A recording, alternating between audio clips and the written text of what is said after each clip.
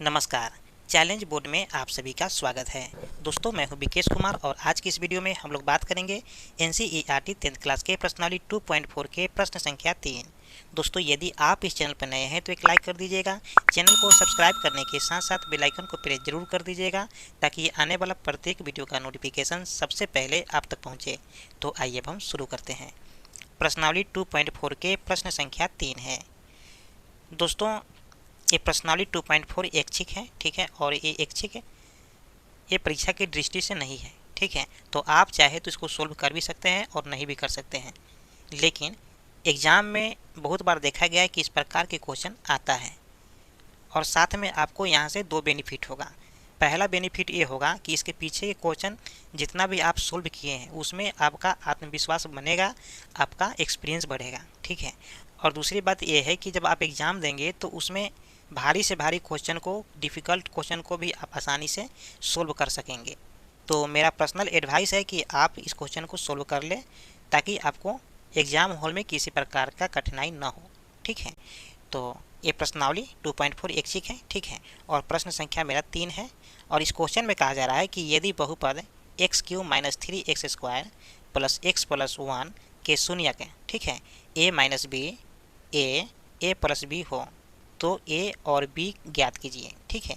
पहले इस क्वेश्चन को आप समझ लीजिए कि हमें यहाँ पर एक बहुपद दिया गया है, ठीक है, और इसी बहुपद का हमें 3 शून्यक दिया गया है, ठीक है। पहला शून्यक है a - b और दूसरा है b और तीसरा है a + b, और हमें पता करना है कि a और b का क्या मान आएगा, ठीक है। जब आप इसके पीछे क्वेश्चन को सोल्व किए थे तो उसमें हम आपको बताए थे कि शून्यक क्या होता है, ठीक है, और किसी भी त्रिघात बहुपद से हम शून्य कैसे निकालते हैं और शून्यक से हम त्रिघात बहुपद कैसे निकालते हैं। इन सारी चीज़ों की जानकारी हम आपको दे चुके हैं, ठीक है। फिर भी हम इस क्वेश्चन को सोल्व करेंगे, ठीक है। तो आइए इस क्वेश्चन को हम सोल्व करते हैं। एक्सरसाइज 2.4 है, ठीक है, और प्रश्न संख्या है 3, ठीक है। चलिए, तो सबसे पहले यहाँ पर हम लिखेंगे दिया गया है, दिया गया त्रिघात बहुपद, ठीक है, त्रिघात बहुपद। देखिए यहाँ पर हमें त्रिघात बहुपद दिया गया, ठीक है, और त्रिघात बहुपद को हम लोग px से दिखाते हैं। तो px बराबर कितना हो जाएगा, x³ - 3x² + x + 1, ठीक है। ये मेरा त्रिघात बहुपद दिया गया है और साथ में इस त्रिघात बहुपद के हमें शून्यक भी दिया गया है, ठीक है। तो शून्यक को हम लोग दिखाते हैं अल्फा, बीटा और गामा से, ठीक है। तो यहाँ पर हम लिखेंगे शून्यक, यानी कि अल्फा बराबर कितना है, तो a - b है, ठीक है, और बीटा बराबर कितना है, तो ध्यान दीजिए कि बीटा बराबर a दिया गया है, ठीक है, और गामा बराबर कितना है, तो देखिए गामा बराबर दिया गया है a + b। तो ये सारी चीज़ें हमें दी गई हैं और हमें पता करना है a और b का मान, सिर्फ हमें a और b का मान पता करना है, ठीक है। तो a और b के मान पता करने के लिए क्या करना होगा हमको, देखिए इसके पीछे के वीडियो में हम आपको बता चुके हैं कि शून्यकों का योगफल क्या होता है। देखिए शून्यकों का योगफल हम अल्फा + बीटा + गामा होता है, ठीक है, और इसका फार्मूला होता है -b/a, ठीक है। चलिए, और एक चीज़ और ध्यान दीजिए कि यहाँ पर हमें त्रिघात बहुपद दिया गया है, तो त्रिघात बहुपद का व्यापक रूप क्या होता है, देखिए इसका व्यापक रूप होता है ax³ + bx² + cx + d, इसका व्यापक रूप होता है, ठीक है। यानी कि a बराबर यहाँ पर कुछ नहीं तो 1 होगा, ठीक है। चलिए, और b बराबर क्या हो जाएगा, b बराबर यहाँ पर -3 है, और c बराबर यहाँ पर कुछ नहीं तो 1 है, और d बराबर यहाँ पर 1 है, ठीक है। इस चीज़ को आप ध्यान रखिएगा। तो इसी का मान हमें यहाँ पर रखना है, यानी कि -b/a का मतलब क्या हुआ, देखिए -b का मतलब -3 हो गया, तो यहाँ पर हो जाएगा -3, और अब बाटा में है a, तो a का वैल्यू देखिए यहाँ पर 1 है, तो यहाँ पर हम लिख देंगे a। चलिए, अब एक चीज़ और ध्यान दीजिए कि यहाँ पर हमें अल्फा, बीटा और गामा का भी मान दिया हुआ है, तो इसके मान को भी हम पुट करेंगे, ठीक है। यानी कि अल्फा का मान कितना है, तो a - b है, प्लस बीटा का मान कितना है, a है, प्लस गामा का मान कितना है, तो a + b है, ठीक है। चलिए, और यहाँ पर आ जाएगा माइनस माइनस प्लस 3 हो जाएगा, ठीक है, बट्टा 1। ध्यान दीजिए कि यहाँ b से b कैंसिल हो जाएगा क्योंकि a माइनस में है और a प्लस में है, ठीक है। और शेष जो बच गया a प्लस में है, ये भी a प्लस में है और ये भी a प्लस में है, यानी कि 3a हो जाएगा बराबर 3 हो जाएगा, क्योंकि बट्टा में a का कोई वैल्यू नहीं है, ठीक है। तो यहाँ से हम निकालेंगे a का मान, यानी कि a बराबर हो जाएगा 3/3।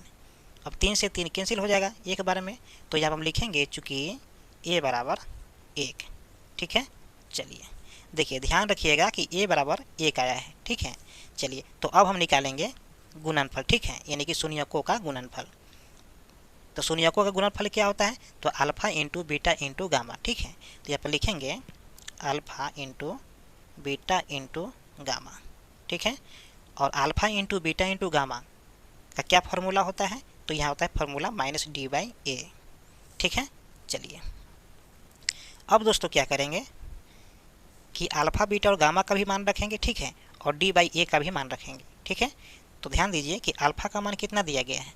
तो अल्फा का मान है a माइनस b और बीटा का क्या मान है? तो a है, ठीक है। चलिए, और गामा का क्या मान है? तो गामा का मान है a प्लस b बराबर, देखिए d का मान कितना है? तो ध्यान से देखिए कि यहाँ पर d का मान है कुछ नहीं, तो यहाँ पर 1 है, ठीक है।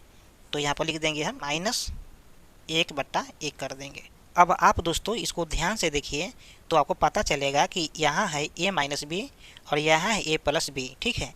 और आपको पता है कि a minus B into a plus B का फार्मूला क्या होता है? यानी कि a square minus B square होता है, ठीक है। तो यहाँ पर हो जाएगा a square minus B square, ठीक है।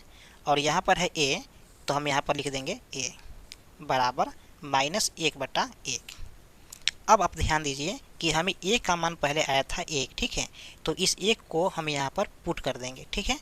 यानी कि a का मान कितना है? 1 है, तो यहाँ पर लिखेंगे 1, फिर यहाँ पर है 1, ठीक है। तो यहाँ पर लिख देंगे 1 का स्क्वायर माइनस b का स्क्वायर, ठीक है। चलिए, बराबर क्या हो जाएगा? -1/1। ध्यान दीजिए कि यहाँ पर है मेरा 1 और 1 का स्क्वायर कितना हो जाएगा? 1 हो जाएगा, माइनस b स्क्वायर है। चलिए, बराबर -1 हो जाएगा, ठीक है, बट्टा 1 कर देते हैं। अब दोस्तों क्या करेंगे कि इस 1 में हम सबसे गुना कर देंगे, यानी कि 1 में गुना करेंगे 1 से, तो यहाँ पर आ जाएगा 1 माइनस 1 में गुना करेंगे b स्क्वायर से, तो यहाँ पर आ जाएगा b स्क्वायर बराबर -1/1, ठीक है। चलिए, अब दोस्तों क्या करेंगे कि 1 जो है प्लस में है तो बराबर किस साइड में जाएगा? तो माइनस में हो जाएगा, ठीक है। तो इस साइड में बच जाएगा -b स्क्वायर बराबर, यहाँ है -1 और बटा का तो 1 के कोई वैल्यू नहीं है, तो इसको छोड़ देंगे, ठीक है। और ये 1 जो है बराबर की साइड में आएगा तो माइनस में हो जाएगा 1, ठीक है। अब दोस्तों क्या करेंगे कि यहाँ पर -b स्क्वायर हो गया बराबर माइनस में 1 है और फिर माइनस में 1 है, तो यहाँ पर आ जाएगा -2, ठीक है। तो आप देख पा रहे हैं कि इस माइनस से माइनस कैंसिल हो जाएगा, ठीक है। तो यहाँ पर आ जाएगा b स्क्वायर बराबर 2, और आपको पता है कि स्क्वायर जैसे ही हटेगा तो बराबर की साइड में रूट चढ़ जाएगा, यानी कि b बराबर हो जाएगा +-2। देखिए, रूट में जब भी लिखते हैं तो हम प्लस माइनस देते हैं, ठीक है। तो यहाँ से हमें b का मान 2 है, एक है प्लस में √2 और एक है माइनस में √2, ठीक है। तो अब आप देख पा रहे हैं कि यहाँ पर a का मान पहले हमें 1 आया था, ठीक है, और b का मान आया है +-√2। तो यहाँ पर हम लिखेंगे कि अतः a बराबर 1, ठीक है, और b बराबर 1 लिख देंगे प्लस में और 1 लिख देंगे माइनस में √2, ठीक है। यहाँ प्लस दे सकते हैं, ठीक है। चलिए, तो ये मेरा हो गया फाइनल आंसर, ठीक है। उम्मीद करते हैं कि वीडियो आपको समझ में आ गया होगा। दोस्तों, यदि इसके पीछे की वीडियो आप नहीं देखे हैं तो प्लेलिस्ट या डिस्क्रिप्शन में जाकर पूरे वीडियो को आप देख सकते हैं। फिर मिलते हैं एक और नए वीडियो के साथ, तब तक के लिए जय हिंद।